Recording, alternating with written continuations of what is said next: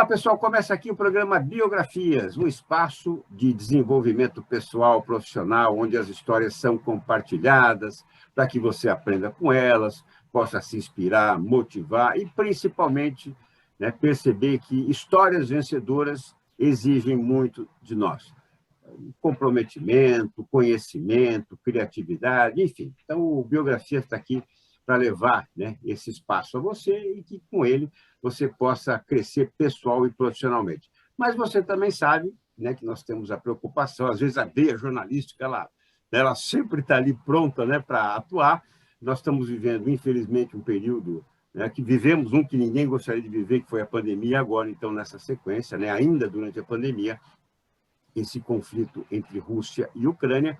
Então, é muito importante que a gente traga também esclarecimentos para vocês. E hoje, né, bastante feliz aqui, né, porque temos um convidado sempre especial, e hoje não é diferente, que é o Ricardo Genari, mestre em políticas públicas, especialista em segurança, relações internacionais, terrorismo e inteligência, para traçar um pouco desse quadro para a gente. Ricardo, obrigado por aceitar o convite. É uma honra tê-lo aqui. Olha, não vai escapar sem pelo menos contar um pouco da tua biografia. Tudo bem? Como é que estão as coisas? Tudo bem, graças a Deus, tudo bem. Estamos aí, né, nessa, vamos dizer, essa nova ciranda aí que vem pelo mundo aí, né? Infelizmente, né, e parece que a gente, em vez de um sentido de se resolver, a gente vê um sentido contrário, né? As coisas estão ficando muito mais conturbadas e a gente não sabe como vai terminar isso. Bom, como eu falei, ninguém escapa aqui sem levar literalmente chumbo, né? Então, conta um pouco da tua história, da tua biografia, antes da gente abordar Ok. esse conflito que ninguém, como eu disse, gostaria de estar vivendo, Ricardo. Então, eu inicio, assim, uma carreira minha profissional na década de 90, né? Sou formado em economia, eu sou bacharel em ciências econômicas, mas eu praticamente nunca trabalhei nessa área de economia. Trabalhei em multinacional, trabalhei em empresas nacionais, e a partir de 96, 97, eu começo a dar uma mudada na minha vida, né? Eu fui para os Estados Unidos, e lá eu comecei a ver que tinha algumas coisas mais interessantes do que para mim, né, na área de não ficar só na área de economia, né? E eu comecei a estudar essa questão de cenários, né? Cenários perspectivos. E quando eu volto para o Brasil, eu começo a estudar mesmo. Eu fui estudar, na época não chamava Relações Internacionais, chamava Política Internacional. Eu fiz o primeiro curso de pós-graduação em Política Internacional, em 97. E aí eu comecei a ver que existia dentro disso um mercado maior, né? E foi quando eu fui para a Escola Superior de Guerra, depois eu virei diretor de inteligência da Associação dos Diplomados da Escola Superior de Guerra em São Paulo. E lá eu comecei a ver algumas coisas que era interessante, não só para mim, como para as outras pessoas. E eu comecei a trabalhar muito nisso, trabalhar para empresas, para governo, fazer palestras para empresas, para governo, nessa área. Foi quando eu comecei a me especializar na área de terrorismo e inteligência. Então, eu fui para Israel, né, no EMAI, que é a indústria material bélico israelense. Eu fiz 3 cursos lá de inteligências e terrorismo, contra-terrorismo, né? Depois eu fui para a Inglaterra, fui para a Cranfield University, que é uma das academias britânicas.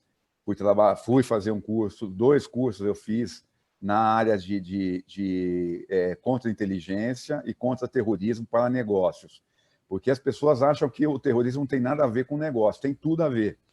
Então, você tem seguros, você tem uma série de coisas, você tem as contingências, você tem os planos de contingência, os planos de gerenciamento de crise, você tem uma série de questões que as empresas e os governos precisam estar atuando nisso, né? Por exemplo, hoje, se você quiser exportar para os Estados Unidos diretamente, se você tiver lá o famoso que ele chama CETAP, que é uma lei contra terrorismo.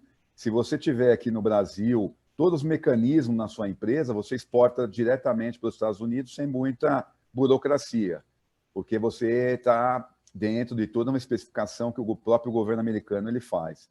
Então, eu fui estudando essas questões, eu fiz algumas pós-graduação na área de sistema da informação, então eu sempre fiquei muito ligado nisso. Fui para os Estados Unidos também, para a NIA, que é National Intelligence Academy, aprender um pouquinho sobre segurança de eletrônica, essas coisas.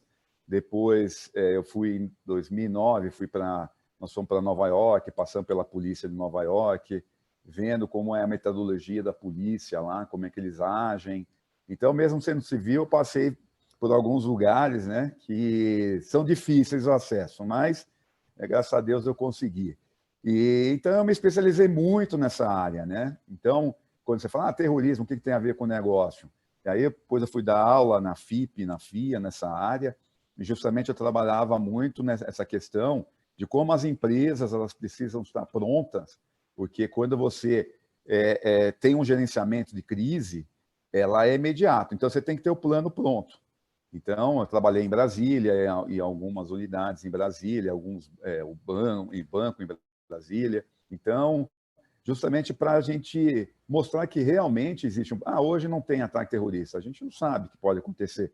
E a gente está numa escala de um problema muito sério, que é essa questão da guerra. Então, estão falando usar artefatos químicos e biológicos. Isso é um ataque terrorista. Então, aí a pergunta é como que o Estado e as famílias se protegem e como as empresas se protegem.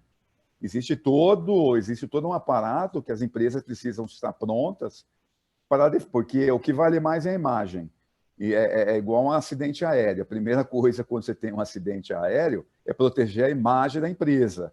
Então, quer dizer, se você não estiver pronto para isso, a sua perda, não só financeira, as suas perdas dentro da sua empresa, ela é muito grande. Então, quer dizer, as empresas elas precisam estar preparadas nesse sentido de não só o ataque terrorista, né? Mas você tem uma propaganda diversa. Morreu dentro de um caldeirão, caiu uma pessoa e o refrigerante foi contaminado. Então, hoje as empresas, claro, as empresas hoje têm um departamento que cuidam disso, muito bem preparada, mas sempre é importante estar se atualizando as coisas que vêm acontecendo pelo mundo aí.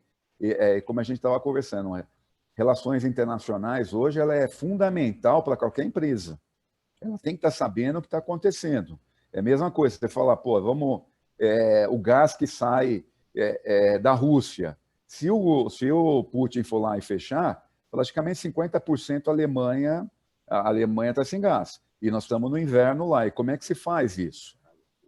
Então, é uma questão que a gente tem que pensar sempre em cenários. Quando você pega, vamos dizer, passar pouco para o governo, a CIA, eles trabalham com muitos cenários. Então, por exemplo, na CIA se trabalha de 10 em 10 anos, cenários. Então, eles devem estar já em 2060, 2100.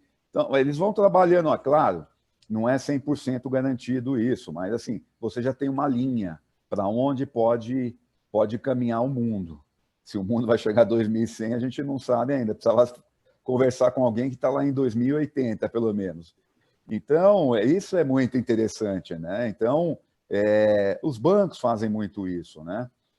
Não com essa precisão, mas eles trabalham muito com cenários, porque os analistas precisam de ferramentas realmente para montar portfólios de negócios tal, para serem repassados para os seus clientes.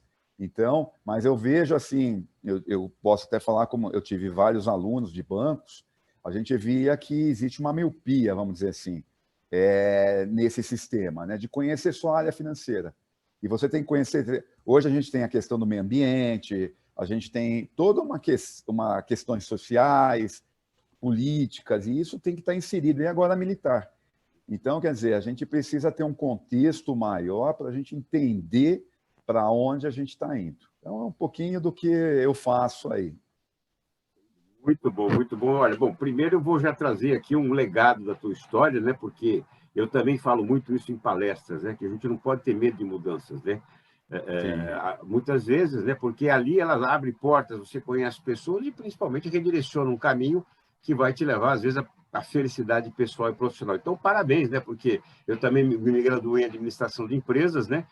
e depois minha vida foi trilhando outros rumos, eu digo assim, como uma prova, uma competição de rafting, né? Que a gente entra no bote, vai virando e, de repente, a gente entra no mar, né? No espaço mais tranquilo. Então, é isso mesmo, Sim, né? Não tenha medo de mudança. Olha só, né, o que o Gennari fez, ele foi para os Estados Unidos, né? Viu ali, observou, né? Olhar aberto, observou uma oportunidade, fez todo um trabalho, né, de conhecimento, de envolvimento, de comprometimento, e está aí, né? Um profissional de grande capacidade, muito respeitado nessa área, e tenho certeza que encontrou a felicidade. Então, parabéns, porque já é obrigado. um bom alerta que você deixa aqui, quem nos acompanha, que muitas vezes está, infelizmente, né, Ricardo, 75% das pessoas não estão felizes com o que fazem, muitas Sim, vezes até sendo bem remunerados. Então, você exatamente. reforça essa ideia de ir em busca, né, estar atento e aceitar, né, muitas vezes, Sim, as novidades que a vida provoca. E também trago aqui, né, esse olhar que você desperta, né, da relação, né, para esta guerra com o lado econômico. Infelizmente, não dá para dissociar, tem muita coisa envolvida em relação a isso. Ricardo, agora vamos falar assim, especificamente desse momento, né? Porque ou a mira é muito boa, infelizmente, né? Porque houve um ataque, né, da Rússia a praticamente 25 quilômetros ali da divisa com a Polônia, né? E aí já, opa, é a Terceira Guerra Mundial, né? Já estão tentando provocar isso.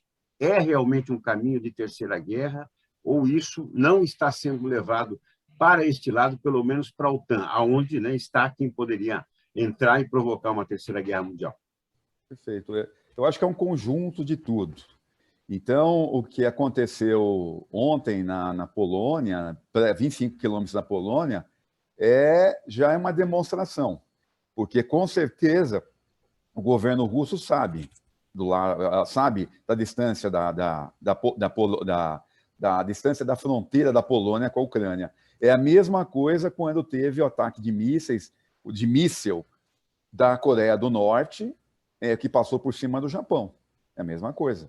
Você mostra que você está determinado a fazer alguma coisa. O que eu vou fazer, eu não vou te falar, mas eu posso fazer. Então, é com essa expertise que o Putin trabalha. Então, quer dizer, existe esse conjunto de situações que estão sendo colocadas no mundo. Isso é muito, na minha visão, é muito preocupante. Porque a gente está trabalhando com dois modos operantes. Enquanto o Ocidente trabalha com o econômico, a Rússia trabalha com o militar. Então, quer dizer, é muito complicado isso. Claro, cada um está trabalhando com o que tem. Claro, os Estados Unidos ele tem, é a maior potência mundial. Então, quer dizer, mas ele não quer se envolver em termos militares. Só que ele deixa uma brecha nesse sentido, né? Algumas ameaças, como está ameaçando a China, se a China realmente partir por uma proteção russa. Então, a gente já começa a perceber que essa guerra, ela começa a incorporar de ambos os lados. Do lado ocidental, a gente sabe quem já tem. E do leste europeu e da Ásia, a gente também não sabe. Então, quer dizer, a gente está sabendo. Então, agora, com essa inclusão da China, fica muito perigoso. E na hora que você começa a ameaçar, é igual o cachorro, né? O cachorro que está perdido. Você começa a chutar, ele reage. Então, quer dizer, isso é uma coisa preocupante, porque a China não é aquela China que a gente tinha no começo do século XIX, que todo mundo batia nela, do século XX, desculpa, que todo mundo batia. A própria Rússia bateu, Japão e outros países bateram na China. E hoje a China não é um cachorro perdido. Então, quer dizer, a gente precisa tomar muito cuidado com isso. O que a gente percebe é que as lideranças mundiais, a gente vê muito assessor falando. Eu estava vendo a cobertura hoje dos assessores americanos falando, hoje o presidente tem que vir e ele mesmo falar.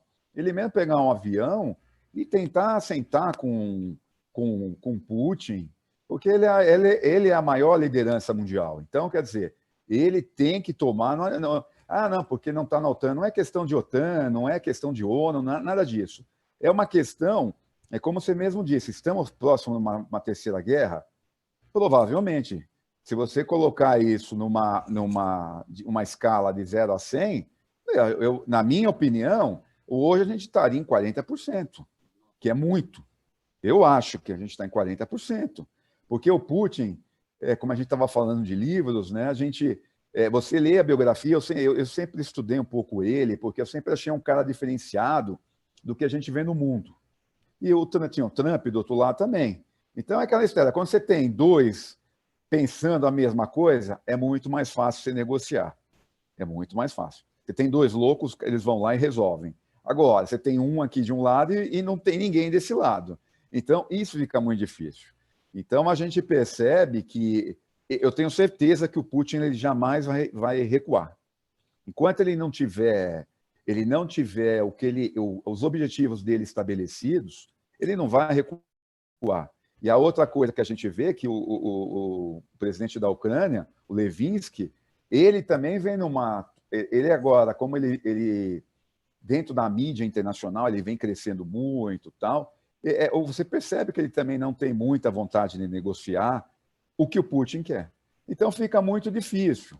A distância é grande, sem dúvida. A distância é muito grande. E o Ocidente, fazendo esses embargos econômicos, vai chegar uma hora, na hora que a Rússia não tiver, que o russo não tiver o que comer, e nem o que beber, e nem como se defender, aí a gente não sabe o que vai passar na cabeça, não só do Putin, como nos generais que estão com ele. Claro, tem dissidentes ali? Tem, claro que tem.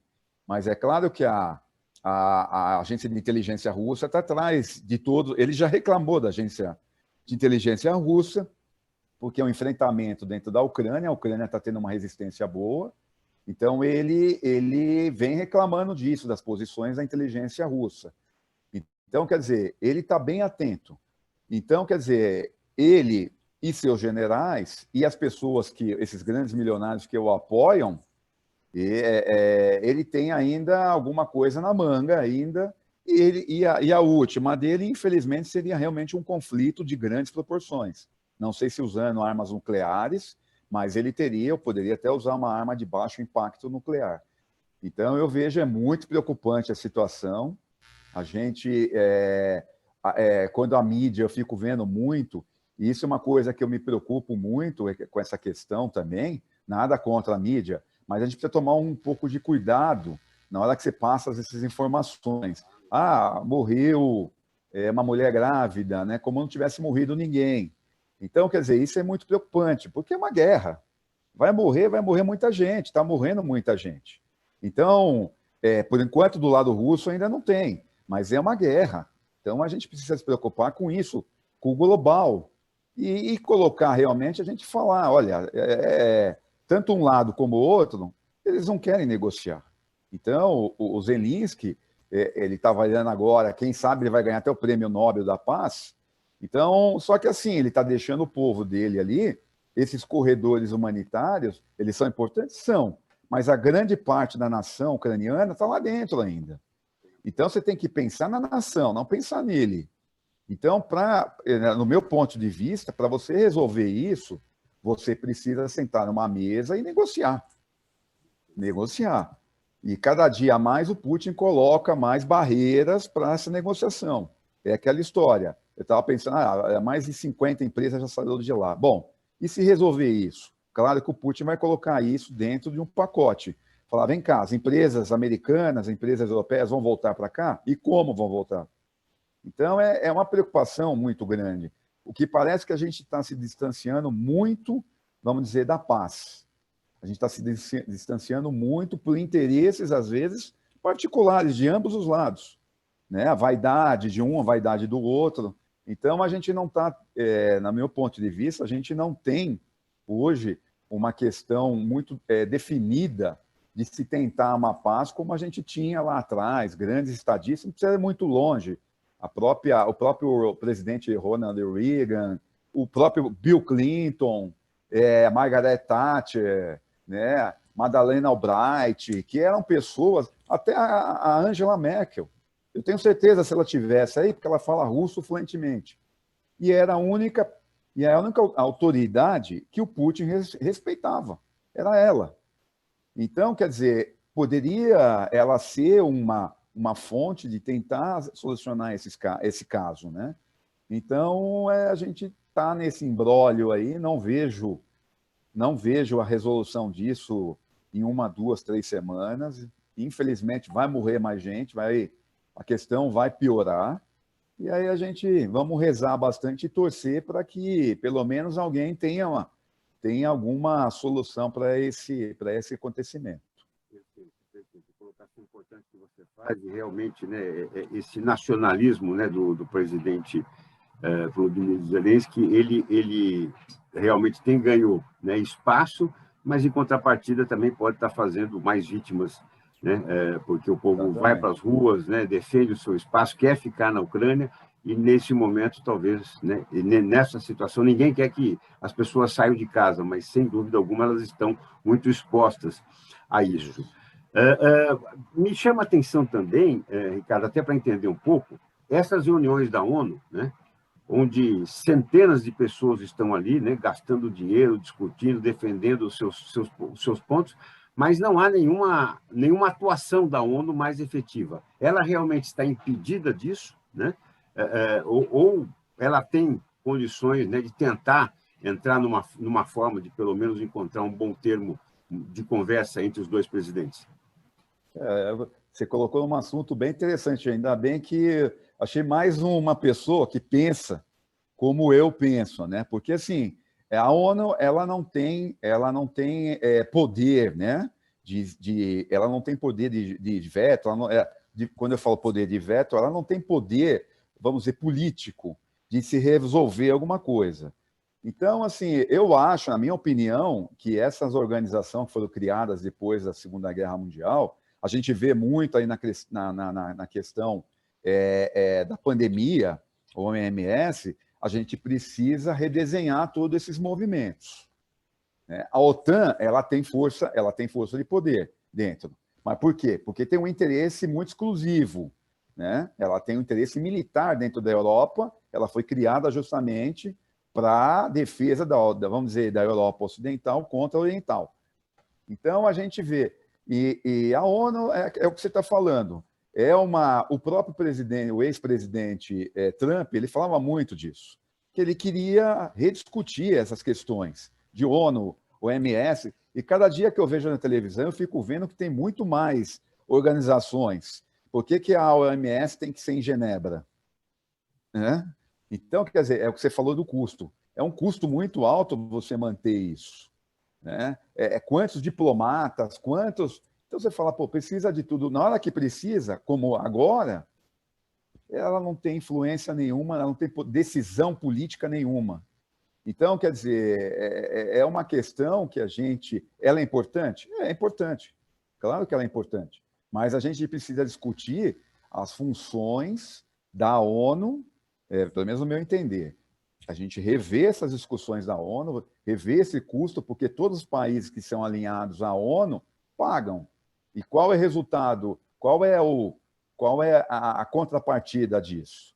Então, quer dizer, eu já tive algumas vezes na ONU, a gente vê, você fica olhando aquele prédio lá, você não consegue estacionar carro lá fora, porque é tudo carro chapa azul. Então, quer dizer, é um negócio que quando tem esses conflitos, a gente vê. Claro que ela tem interesses, claro que ela vamos dizer, existe uma ingerência na movimentação dela pelo resto do mundo, claro que tem política ali por trás, tem uma série de coisas. Então, quer dizer, o que eu vejo assim, não existe bonzinho nem malzinho, existem interesses. Existem interesses. Entre países não existe amigo e inimigo, existem interesses. Então, a gente precisa ver como esses interesses estão sendo colocados perante a humanidade. Então, vamos discutir isso? Vamos. Quer dizer, como você estava falando, pega a África hoje. Né? Tem gente morrendo na África por N motivos, fome, doença, uma série de coisas, ditadores, uma série de coisas. E o que é feito lá? Porque a África é um país, como nós estamos na mesma latitude, por que os chineses invadiram lá? Por quê? É a mesma latitude que o Brasil, tem terras férteis, tem ouro, tem diamante, tem tudo. Então, o que acontece? Todo mundo foca lá, porque é um interesse muito grande. Só que tem milhares de pessoas morrendo. Quer dizer, nós estamos no século XXI, tem país que não tem esgoto ainda lá. Então, quer dizer, para que funcionam esses organismos? Aonde estão nessa hora? Aonde estão?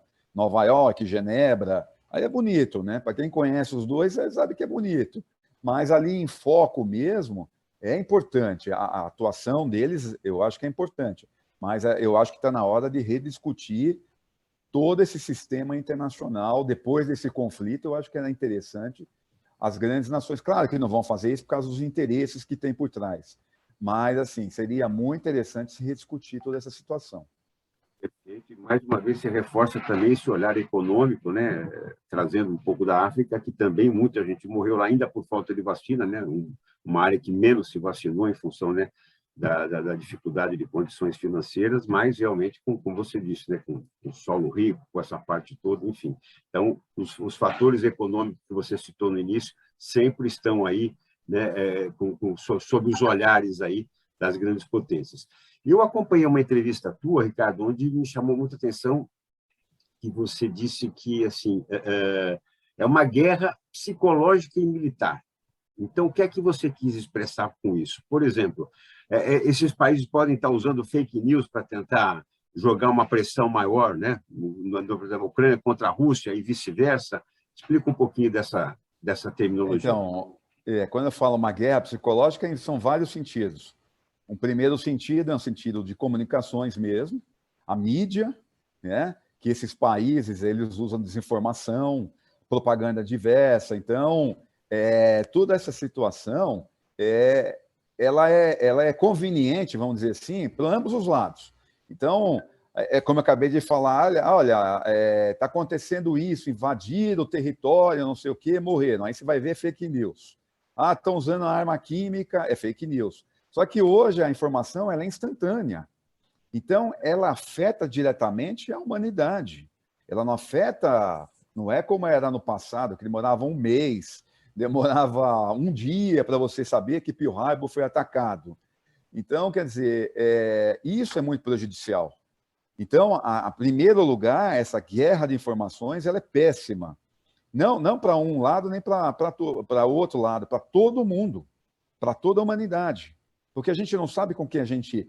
Daqui a pouco sai um maluco aí dizendo, olha, tacaram uma bomba nuclear em tal lugar. Não vai demorar isso, a gente vai ouvir isso. Vai ser um desespero.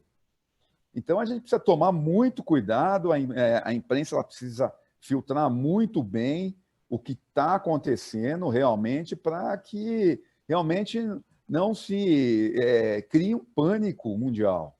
Então, acho que é o primeiro passo. O segundo passo, quando eu falo psicologicamente, vem a questão, ela vem a questão social e uma questão política entre as duas nações, entre a Rússia e o Ocidente.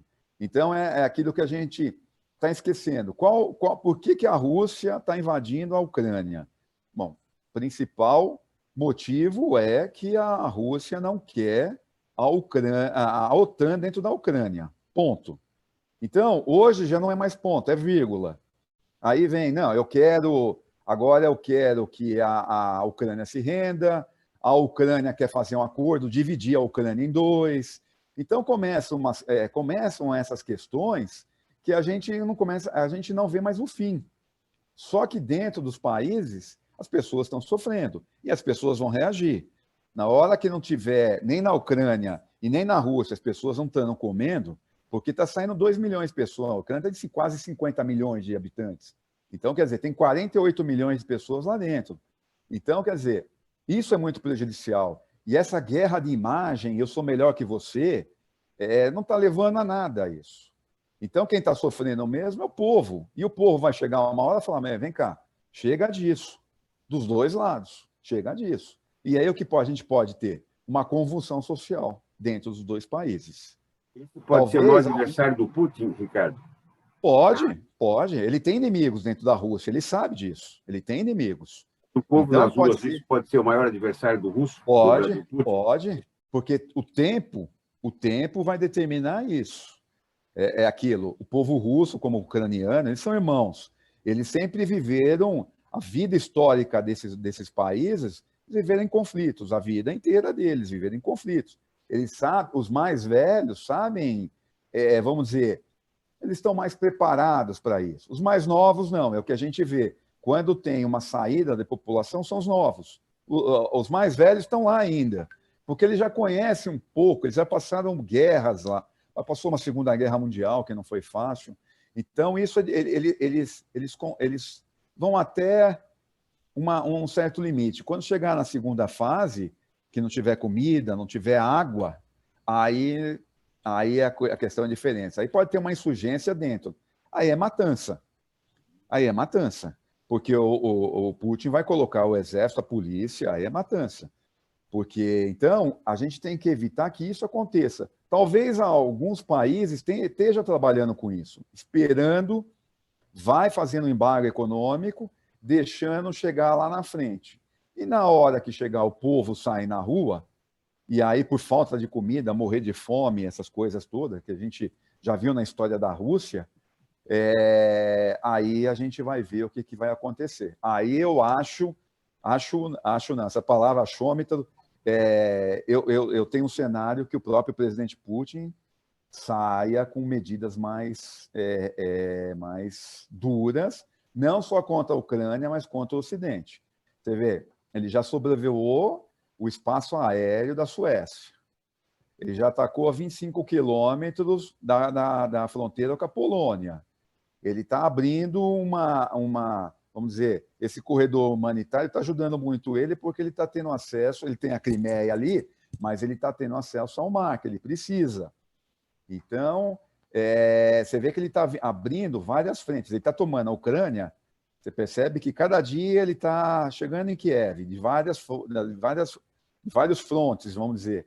Só que, assim, eu vejo que ele tem uma obsessão maior, que não é só a Ucrânia. Então, quer dizer, isso é preocupante. Eu não sei como os serviços de inteligência do mundo estão vendo isso, mas é notório. Você vê que hoje teve um ataque em Israel, um ataque cibernético em Israel, no governo israelense. Então, quer dizer, mas a gente não tô falando que foi da Rússia, mas são coisas assim que estão acontecendo no mesmo tempo. E quando você fala de Israel, a gente está falando, é uma nação que sabe que aqui é um conflito. Então, é uma questão difícil. O Zelensky, ele é judeu. Então, você começa a colocar uma situação, você fala, bom, será que tem relação ou não? Então, deixa lá guardadinha essa informação para a gente ver um pouquinho lá na frente. Então, quer dizer, são situações que a gente precisa pensar, e a liderança mundial precisa participar. Esse olhar, esse peso, né, de fora realmente precisa acontecer, e é o que a gente espera. Agora, sim, esse tempo, acho que o tempo hoje ele é aliado e adversário das pessoas, né, assim, dos países em questão. Por exemplo, a Rússia, acredito que era um tempo curto dessa guerra. Sim. Em contrapartida, né, os outros países, vamos dizer, a OTAN especificamente, ela quer talvez um tempo mais longo, enfraqueça a Rússia, né, e ela saia com as patas bem machucadas. O tempo hoje é o determinante nessa situação, Ricardo? Com certeza. Porque, assim, se a gente prolongar mais essa guerra, é uma guerra. Você vê, o Putin ele pensa o seguinte, a Kiev está a 800 quilômetros de Moscou. Quer dizer, você está dentro de Moscou. Então, ele jamais vai permitir isso, que o Ocidente... O Putin, quando você analisa, você tem que analisar primeiro quem é que está ali na frente, é o Putin.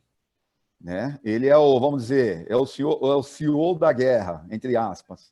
Então, quer dizer, ele planejou tudo, todo planejamento, ele foi uma pessoa criada dentro da KGB, desde os 16, 20 anos dele, ele esteve na KGB, ele passou por várias áreas, desde a área financeira até a área operacional. Então, ele conhece, ele é um profundo conhecedor de geopolítica.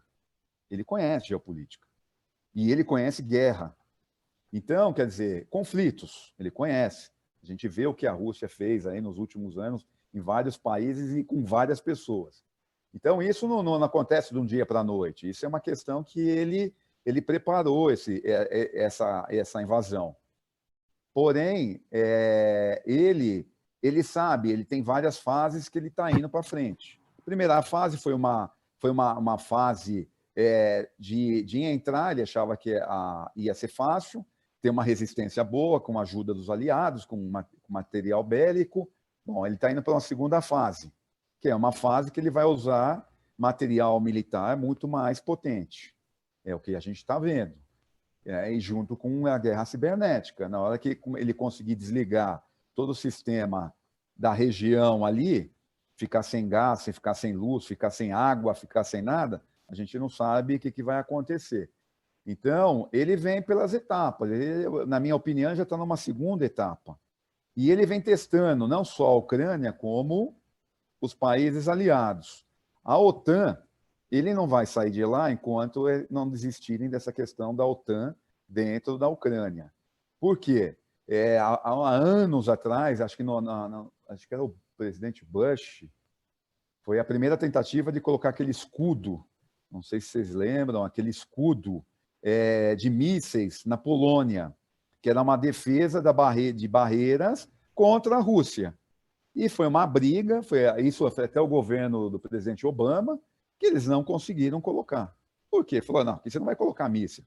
Mas a gente está defendendo o território ocidental. Falou, tudo bem, mas aqui vocês não vão colocar esses mísseis balísticos. Não, mas é contra o Irã. Não, tudo bem, então vocês colocam lá. Então foi uma guerra diplomática que eles conseguiram resolver. Bom, agora não. A OTAN, ela está... Assim, ao meu ver, a OTAN ela podia recuar também. Porque todo mundo fala, em democracia. Peraí, a democracia vai até onde você também tem direitos. E a gente não pode esquecer os costumes e os direitos da Ucrânia e da Rússia. Quer dizer, por que você precisa construir uma base aqui de mísseis dentro do meu território? Para quê? Então, quer dizer, você tem intenção de me atacar. Então, ele, como presidente da Rússia, está defendendo o seu Estado e seu povo. Então, quer dizer, mas tem outros interesses. Claro que tem. Tem econômicos, tem tudo. Só que, assim, a OTAN ela podia recuar. Podia recuar como o presidente Zelensky. Podia recuar. Por que não? Tá bom, então vamos fazer aí uma rodada. Em 1990, foi assim, quando caiu o Muro de Berlim, foi negociado com o presidente Gorbachev e o presidente, o pai, o Bush, que não, a OTAN não entraria mais na região que foi as ex-repúblicas soviéticas. Então, quer dizer, contratos de ambos os lados estão sendo quebrados. Então, essa é uma preocupação grande, porque, assim, se você não tem... os contratos estão sendo quebrados, porque só uma parte tem que pagar, a outra também. Por isso que existe a negociação. Né? É o famoso, na diplomacia, o soft power. Vamos para o soft power, vamos sentar nós quatro aqui, 4 presidentes, vamos ficar mandando assessor. Eu acho que a assessoria vai até um determinado momento, mas quem decide são os líderes. E é as coisas que a gente não está vendo. Então, eu vejo assim uma preocupação, a gente vê que a OTAN realmente quer impor a sua vontade, se instalando dentro da Ucrânia. Então, fica muito difícil a gente resolver essa situação. Porque às vezes o corpo diplomático vai tornar essas discussões mais longas realmente, né? Os dois presidentes certamente, né, sentados, né, frente a frente, vão chegar a esse consenso de forma mais rápida. Ricardo, para a gente encerrar, antes também, se você tiver alguma colocação, fique à vontade. E o Brasil nessa situação toda, diplomaticamente, economicamente, que postura precisa ser adotada? Gostaria que você também trouxesse esse quadro para o nosso canto aqui. Eu acho que é interessante a sua questão, porque assim, eu vejo assim, uma dissidência mais ideológica no país. Só que a gente tem que ver, como você mesmo disse, com a diplomacia e com a estratégia. E deixar a ideologia de lado, seja de esquerda ou de direita. Então, assim, a gente está sendo atingido? Estamos sendo atingido, como o mundo está na questão da gasolina, a questão do óleo, de tudo isso, da energia, vamos dizer. Fertilizantes, o Brasil está sendo atingido, tal. Por incrível que pareça, o Brasil, até bate um pouquinho do economista, né? A gente não entende como o Brasil, às vezes, ele sai dessas crises. E a gente está numa situação até, tudo bem, o dólar está subindo, a bolsa está caindo, isso faz parte do mercado. Mas a gente está sempre conseguindo navegar, né, nesse mar agitado. A posição do presidente Bolsonaro, eu vejo que foi mas ele foi neutro. Eu acho que foi a princípio, foi uma decisão correta. Claro, a própria diplomacia brasileira se colocou dentro da ONU dizendo que era contrário à invasão, mas nós não fomos contra a política do Putin.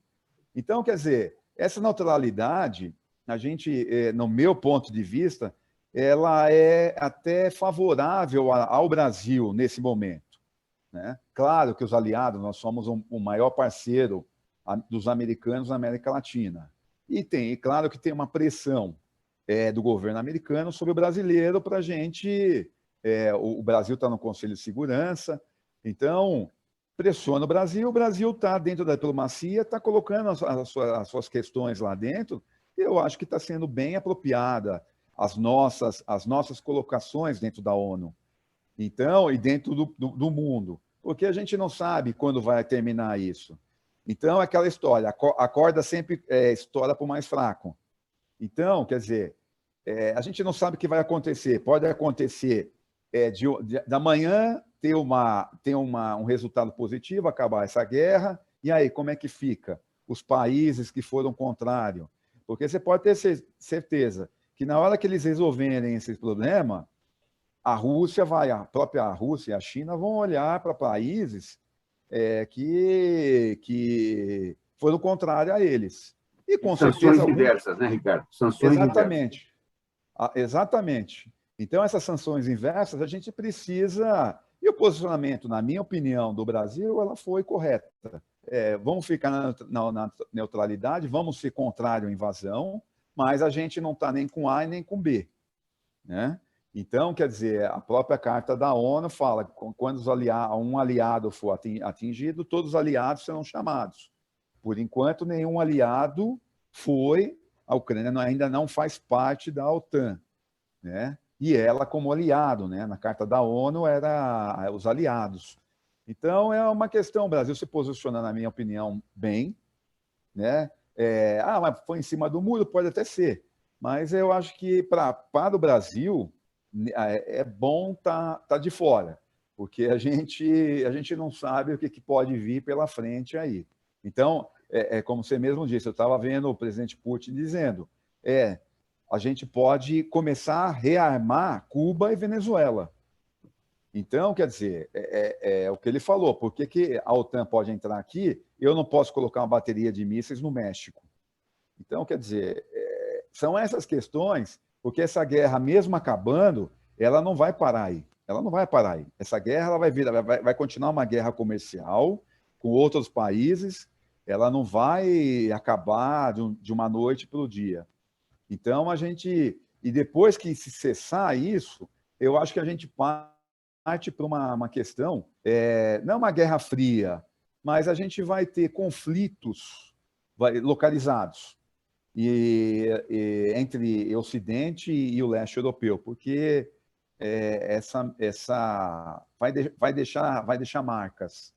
Então, a gente precisa ver, eu acho que esse isolamento, né, essa neutralidade do Brasil, ela é importante, porque ela vai conseguir falar com ambos os lados. Então, quer dizer, a gente tem aqui, acho que a segunda ou terceira maior comunidade de ucranianos no mundo está aqui no Brasil. Então, quer dizer, a gente precisa estar... e na diplomacia, a gente precisa estar questionando essa questão e não entrando, vamos dizer, em situações muito difíceis para o país. E essa neutralidade repete a posição do Brasil na Segunda Guerra Mundial, Ricardo? Sim, sim e não, porque como nós fomos para a Segunda Guerra, posicionamento diplomático, sim, né? Porque nós fomos, exatamente está dizendo, nós como aliados, nós fomos para a Segunda Guerra Mundial, mandamos pracinhas, mandamos E o Brasil foi muito bem lá. O Brasil. Só que a nossa neutralidade, ela foi, ela não teve, a neutralidade nossa, ela foi colocada por a gente estar posicionado com os aliados, com os americanos.